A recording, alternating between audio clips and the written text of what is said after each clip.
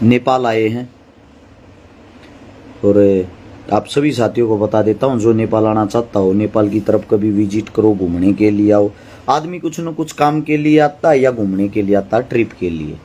आप सभी साथियों को पहले तो बता देता हूँ, मैं आया हूँ काम के लिए, लेकिन बहुत सारे इंडियन ऐसे हैं जो यहाँ पर घूमने के लिए आते हैं अपने। उन सभी साथियों को बता देता हूँ, सबसे पहले जब भी आप अपनी गाड़ी से आओ, नेपाल के अंदर एंट्री करो। बहुत आसानी से एंट्री होती है, आपको पता भी नहीं लगेगा कि आप नेपाल के अंदर एंट्री कर चुके हो।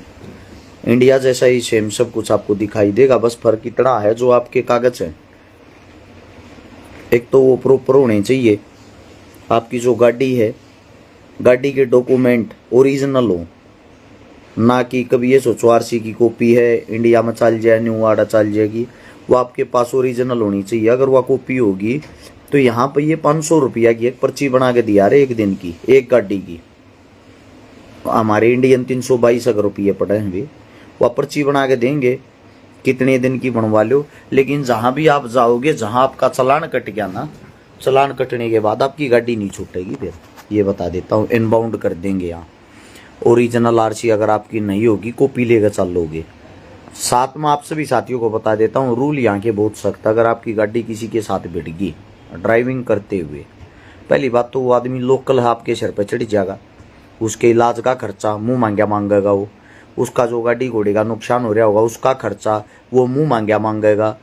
यानी कि कहीं ना कहीं आप इंडियन हो, इस चीज़ को देख के घेरा जाएगा आप लोगों को नुकसान ना हो। इसलिए बता रहा हूँ, यहाँ पर सेफ ड्राइव जरूर करें।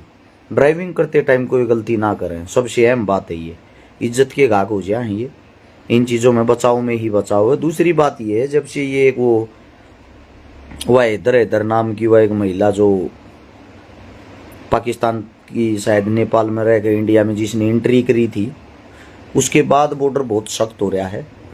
दोनों साइड की इंडियन आर्मी भी और अपनी ये नेपाल वाली भी। तो इसीलिए आप लोगों से एक विनती है, अगर आप लोगों ने कोई गलती कर दी, गलती के कारण यहाँ नेपाल के अंदर जेल में चले गए, तो आप सभी साथियों को बता देता हूँ, जमानत मिलना मुश्किल ही नहीं, नामुमकिन है। क्योंकि यहाँ ना तो आपके इंडियन जो एम्बेसी है वो खबर पहुँचाएगी, आपकी शिनाख्त नहीं करेगी, आपके बारे में इंटरेस्ट नहीं रखेगी, आप क्या करने के लिए आए थे, किस लिए बंद हो गए, हमारा आदमी है या नहीं है, ये अच्छा या बुरा है। यहाँ बहुत सारे भाई ऐसे ही जेड़ काट रहे हैं। इन चीज़ों से बचें, यह आप सबसे हाथ जोड़ के विनती है। क्योंकि देख, क्रिमिनल जो आदमी होता है, क्राइम की जिसकी दुनिया होती है, वो कुछ भी करे, उससे हमें क्या लेना देना। लेकिन जो आम जनता होती है ना, जो परिवार के साथ घूमने के लिए आता है, जिसकी ये फील्ड ही नहीं है, अगर उसको तो थाने में 1 घंटे के लिए भी बैठा दिया जाए तो उसके लिए वही बड़ी चीज़ हो जाती है। इसीलिए जब भी आप अपने परिवार के साथ या घूमने के लिए आओ, उससे पहले ये वीडियो ज़रूर देख भी लेना, समझ भी लेना।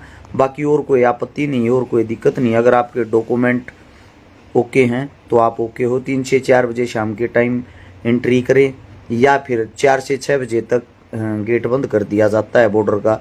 आप फिर 6 के बाद 6 से 7 बजे तक एंट्री करें, आपकी आसानी से एंट्री हो जाएगी। आप अपने परिवार के साथ कैसे भी घूम सकते हो। दूसरी बात यह है, कोई पैसे बदलवाने की ज़्यादा ज़रूरत ही होती नहीं। जहाँ मन करे दुकान वाला भी आपको एक्सचेंज करके दे देगा। जहाँ मन करे आप पैसे दोगे किसी भी होटल में, रेस्टोरेंट में, वहाँ भी आपका इंडियन रुपया चल जाता है। वो पैसा वे स्वयं ही बदल के दे देते हैं।